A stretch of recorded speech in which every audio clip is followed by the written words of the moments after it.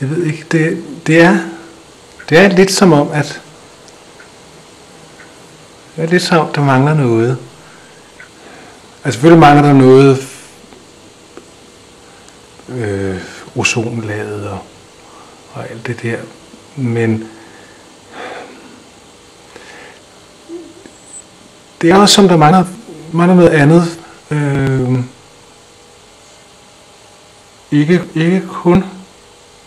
Ikke kun personligt, men også når man går på gaden, for eksempel.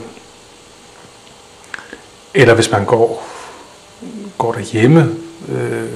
Hvis man er gående, er det måske et dårligt eksempel, men hvis man er gående, så kan man jo godt lige pludselig have fornemmelsen af, at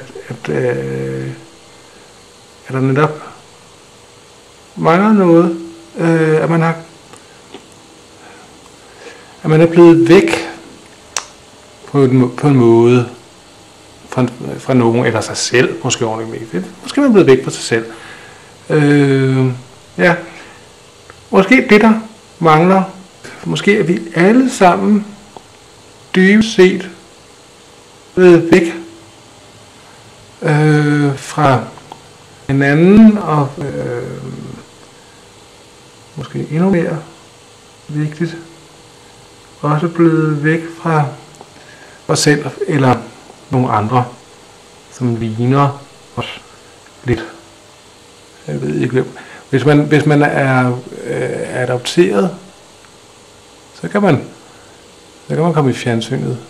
Så kan man komme i fjernsynet, og så kan man prøve at finde dem igen.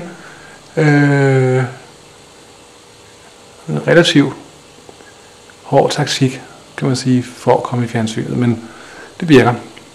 Så kan man snakke med dem derinde i fjernsynet.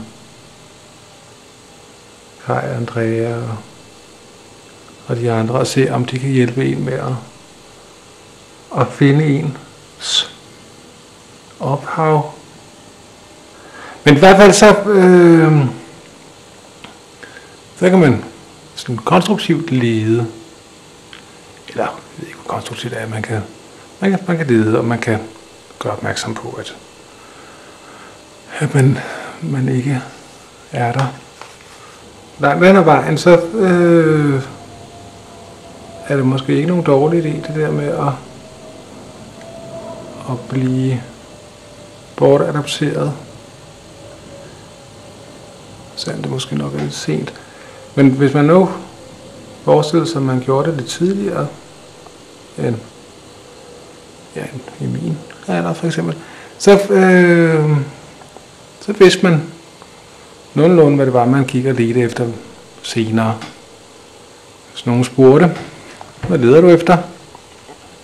Jeg leder efter den papkasse, som var mit hjem, indtil nogen, der fik penge for det, tog sig af mig. Så må man kunne svare det. Det ville være godt for samtalen, hvis man sad til en kedelig middag, og hvis der var flere i selskabet, som havde den samme opvækst, de samme opvækstvilkår, så kunne man jo sammenligne, hvilken type kasse blev du fundet i. Jeg blev fundet i en Silvan-kasse. Nå, sagde den anden så, eller siger den anden så, ja, jeg blev fundet i en Adam-flyttekasse. Hold da op. Du har sammen har fine forhold fra starten af, hva'? Og ja. Du er måske sådan lidt mere presgaranteret, siden du startede i en Silvan-kasse. Ja. Man vælger jo ikke selv.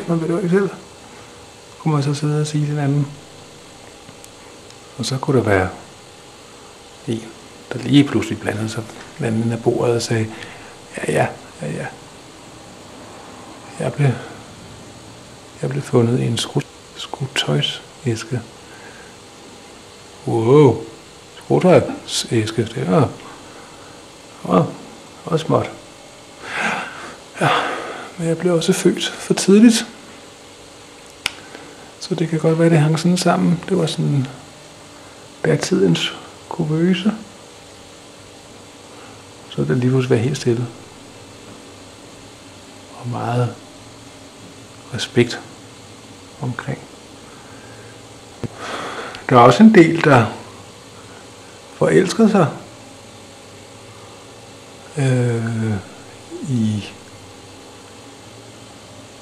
i nogen. Ja, nogen forelsker sig i mange, men der er nogen, der forelsker sig i en, som ligner den, man tror, man er.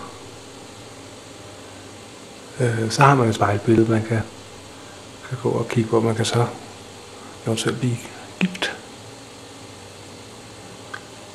Så kan man gå og spejle sig i den anden. Man kan også skabe. Man kan få nogle børn, hvis man er den type. Hvis man ikke kan lide hunde. Så kan man høre børnene råbe efter en. Mor! Eller far! Alt efter hvem det er. Så ved man, hvem man er. Medmindre der er mange børn. Så kan det godt være lidt svært at redde i, hvem der de råbede efter. Måske så er det bare med at holde ørerne stive. Og sige, okay, du Søren Sjask, ikke mit barn. Så vil du være sød ikke at råbe det navn. Så bliver jeg forvirret. Og jeg har svært nok ved at finde mig selv uden det pjat. Og så kan man også overveje at købe en hund i stedet for. De råber ikke på samme måde højt. De gør. Det gør de. Så kan man aflevere barnet i en papkasse.